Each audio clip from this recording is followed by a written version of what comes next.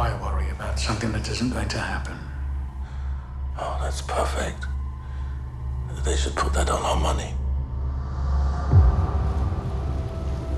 What's really interesting is how the ideology of the Soviet Union, the idea of a system that was infallible, and the fear of people to point out any flaws or mistakes, everything had to be perfect, and you had to pretend it was perfect.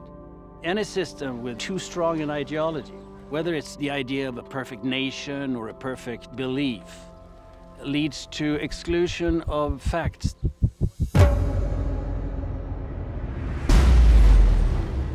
The West is now satisfied that Chernobyl was solely the result of operator error, which it essentially was. When you start to look at all the different causes of this accident to happen, it's the sort of accumulation of that kind of a mentality, which is, it's more convenient to believe comfortable truths and comfortable facts than it is to have to face difficult choices and difficult realities. How much time? Maybe a year.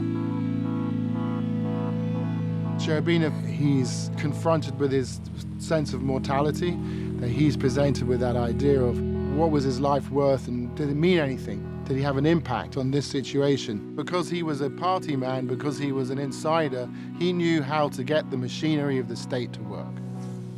For God's sakes, Boris. You were the one who mattered most. Dyatlov, who's been this very stubborn, recalcitrant person who refuses to accept any responsibility for what happened. I wasn't in the room when they raised the power. Anatoly Dyatlov made decisions no rational person should have ever made.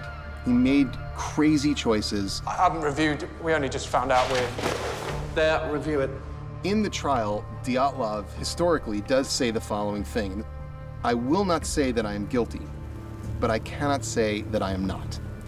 And I thought that was a remarkable expression of at least the potential of guilt.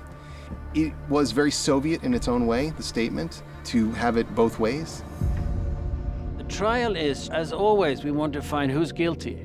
The people's lust for revenge, which is something really, really dangerous, it makes it very attractive to find scapegoats and throw as meat to the dogs. Once it's over, we will have our villains, we will have our hero, we will have our truth.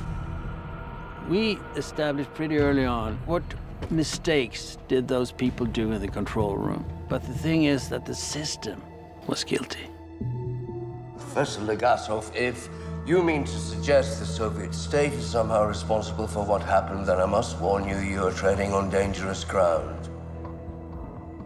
That is how an RBMK reactor core explodes.